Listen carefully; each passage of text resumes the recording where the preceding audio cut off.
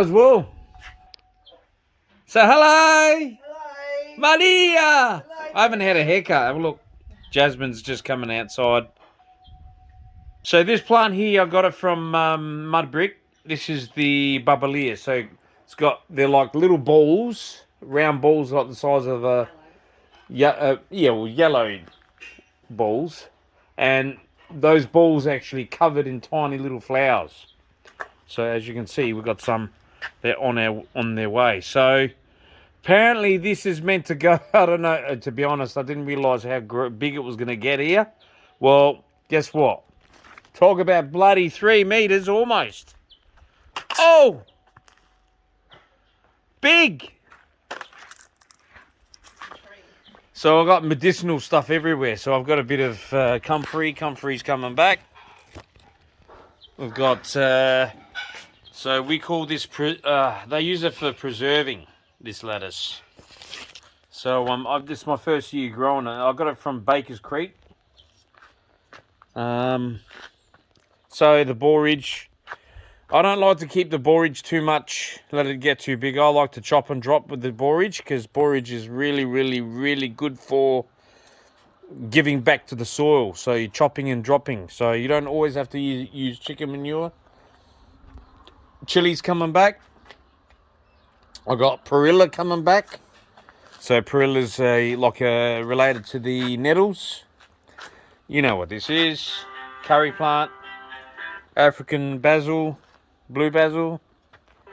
We have devil's fig, which will be growing crazy at your house. So what happens is I'm letting that grow. This goes dormant in wintertime here, so it doesn't spread and go crazy. I let that grow, and then I chop it and I graft it. So I graft eggplant on it, and it ends up being a perennial. So I'll send you a video from Murrayland, so unless you go back and have a look. So, yeah, so this, I think you remember that's why I didn't go back on Earth Gardeners. Anyway, so, I'm just letting shit grow by itself. So, the lettuce has just gone completely nuts. Spinach. This is giant spinach.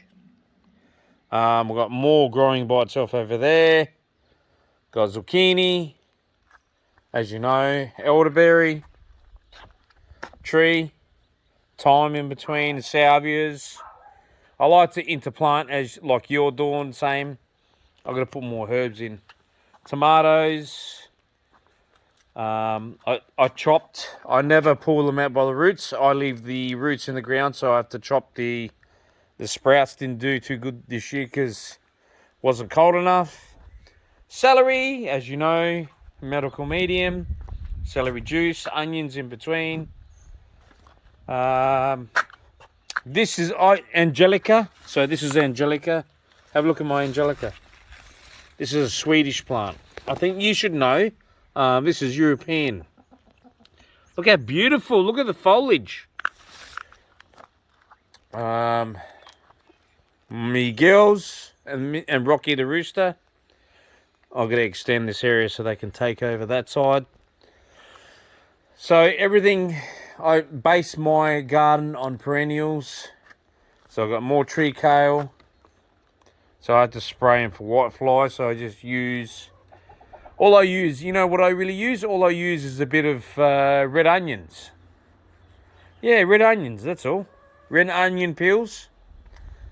You know, beans are grown down there. White sapote trees. You wouldn't believe it. I got white sapotes. One's about pushing 3.2, 3.5 meters high. This one's getting there too, eh? They're actually growing here. Tree kale. Ashitaba. Japanese medical herb. So this is meant to be really, really, really good for you. Antibacterial and all these sorts of things. You know, you should know. Mud Brick's got everything. Sorrel. Look, I've got more tree kale coming back. Tree kale grown from seed. celery everywhere, so I'm going to start transplanting here. So hopefully we can, you know, I'm just letting things warm up a bit. So my soil, I'll show you my soil. I don't know if you've seen my soil, but I'm going to show you. Okay, I'll do this spot over here. You ready? Full of worms, eh?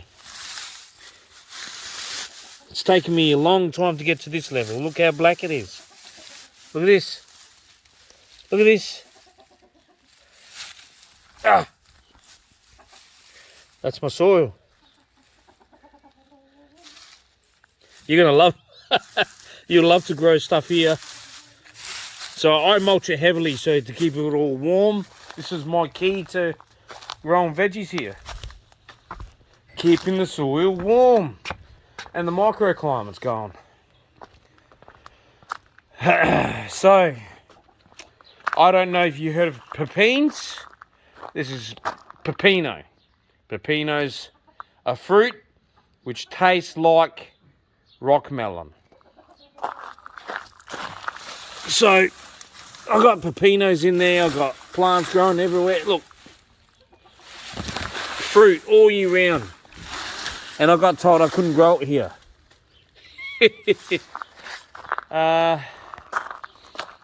Tree kale, the green variety.